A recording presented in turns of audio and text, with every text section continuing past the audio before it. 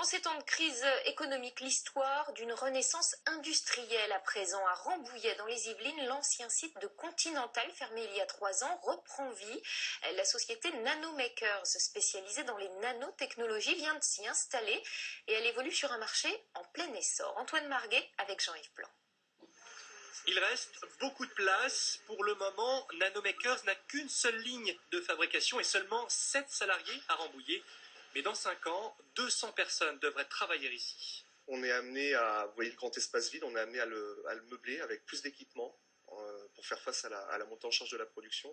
Aujourd'hui, on est en discussion avec pas mal de grands groupes à l'international intéressés par des commandes de masse sur nos produits.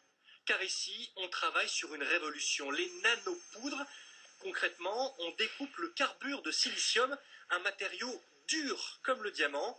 Et après être passé dans ce laser, chaque particule atteint la taille d'un virus. Cette poudre rend donc les matériaux plus solides et surtout beaucoup plus résistants.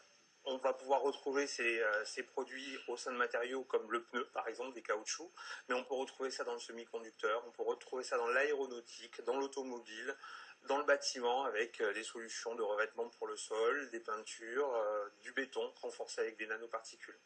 Des pneus inusables, des avions plus légers.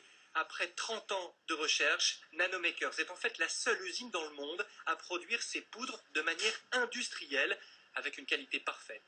Et comme un symbole, l'usine s'est installée sur l'ancien site de Continental et a même engagé des ex-Conti, comme Sabrina. C'est le tremplin dans un sens. C'est une nouvelle découverte pour moi et un nouvel investissement.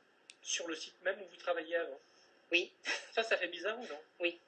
Pour sa première année, Nanomakers espère produire entre 5 et 10 tonnes de poudre, mais l'usine est déjà configurée pour en fabriquer 10 fois plus.